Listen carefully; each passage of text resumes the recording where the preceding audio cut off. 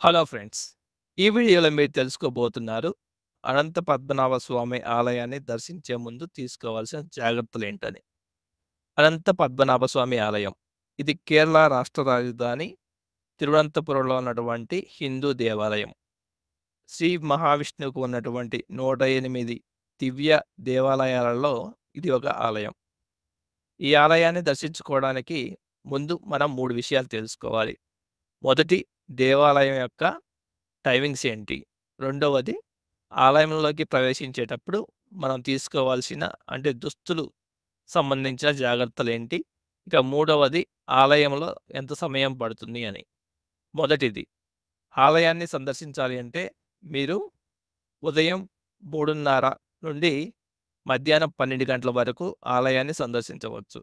మరలా తిరిగి సాయంత్రం 5 గంటల నుంచి రాత్రి 7:20 వరకు దర్శించుకోవచ్చు. ఇక ఆలయంలోకి మీరు వెళ్ళాలనుకుంటే, మగవాళ్ళైతే ఖచ్చితంగా పంచ, పైన కండవ గాని ఉండొచ్చు. లేదా ఉట్టి పంచెతో కూడా వెళ్ళవచ్చు. ఇక ఆడవాళ్ళైతే చీర కట్టుకొని ఉండాలి. లేదంటే పంజాబీ డ్రెస్ కానీ, ఇంకా ఏదైనా ధరించి కింద మాత్రం పంచెలాగా కట్టుకొని ఉండాలి. అంటే మనం చీర ధరించినప్పుడు మనకెలాగైతే ఉంటుందో, అలాగా ఒక క్లాత్ కట్టుకొని మాత్రం ఖచ్చితంగా వెళ్ళాల్సి ఉంటుంది. ఇక ఆలయం లోపలికి వెళ్ళిన తర్వాత ఎంత సమయం పడుతుంది అని. ఇక్కడ జనరల్ ఉంటుంది. అలాగే ప్రత్యేక దర్శనం కూడా ఉంటుంది. జనరల్ అయితే రూ. 20 ఉంటుంది. ఇందులో మీకు 4 గంటల పైన సమయం అయితే పడుతుంది. ఇక ప్రత్యేక దర్శనం టికెట్ వచ్చేసి 500 ఉంటుంది. దీంట్లో మీకు 2 గంటల నుంచి 3 గంటల సమయం అయితే పడుతుంది.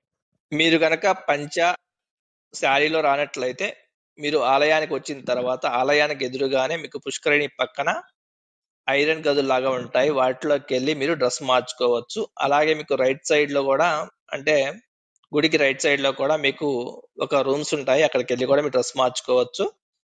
పంజాబీ డ్రెస్ మాత్రం ఎలౌ చేయరు. ఖచ్చితంగా ఆడవాళ్ళు మగవాళ్ళలాగానే లుంగీ టైప్‌లో కట్టుకోవాల్సి ఉంటుంది. ఇదైతే గుర్తుపెట్టుకోండి.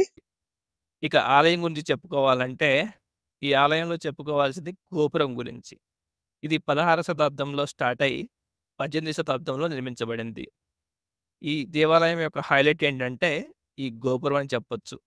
ఇక ఆలయం లోపలికి వెళ్ళిన తర్వాత, ఆలయ నిర్మాణం ఏదైతే ఉందో, అది అంత గొప్పగా అయితే ఏముండదు. మామూలుగానే ఉంటుంది. ఆలయం అయితే చాలా పెద్దగా ఉంటుంది. ఇక స్వామివారి గర్భగుడి. స్వామివారి గుడి 3 దర్వాజాలతో ఉంటుంది. స్వామివారి విగ్రహం అనేది చాలా పెద్దగా ఉంటుంది. ఇక్కడ మీరు చూడవచ్చు ఫోటోలో. అంటే మొదటి దర్వాజా గుండా స్వామివారి ముఖం కనిపిస్తే, మధ్యదాని గుండా స్వామివారి నాభి, ఆ నాభిలో నుంచి వచ్చిన బ్రహ్మదేవుడు కనిపిస్తారు. ఇక మూడవ దర్వాజా నుండి స్వామివారి పాదాలు కనిపిస్తాయి. ఈ స్వామిని మనం అనంత పద్మనాభ స్వామి అని అంటాం. అనంత అంటే స్వామివారు నిద్రిస్తున్న శేషువు యొక్క నామం. ఇక నాభి నుండి పద్మం ఉద్భవిస్తుంది. అందుకనే ఈ మహావిష్ణువుని మనం అనంత పద్మనాభ స్వామి అని పిలుస్తాం. ఇక్కడ మహావిష్ణువు నిద్రాణ స్థితిలో ఉన్నారు.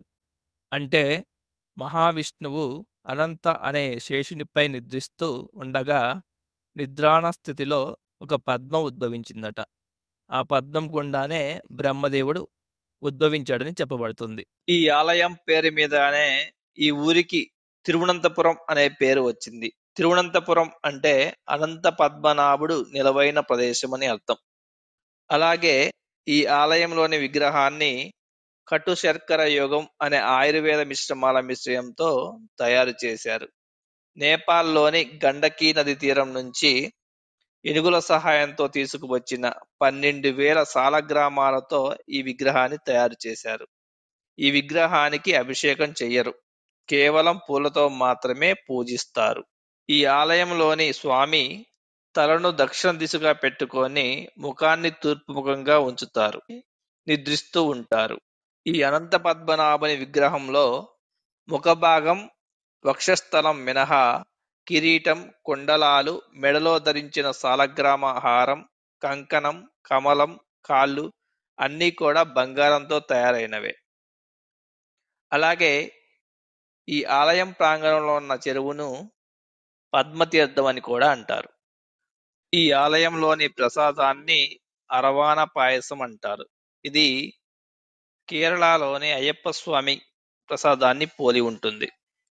ప్రకారం ఆలయ నిర్మాణం మరియు విగ్రహ ప్రతిష్ట దివకర ముని అనే ఒక ఋషి ఆధ్వర్యంలో జరిగినట్టుగా తెలుస్తుంది.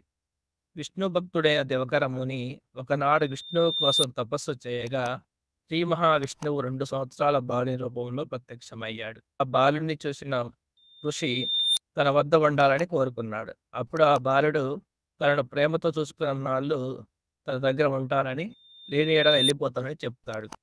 దివకర ముని ఆ బాలుడిని ఎంతో ఓర్పుగా వాత్సల్యంతో చూసుకుంటాడు. కానీ ఒకనాడు పూజ సమయంలో ఆ బాలుడు సాలగ్రామాన్ని తన నోట్లో పెట్టుకొని పరిగెత్తుతాడు.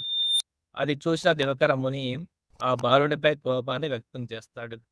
అప్పుడు ఆ బాలుడు తనకిచ్చిన మాటని గుర్తు చేసి అరణ్యంలోకి వెళ్ళిపోతాడు.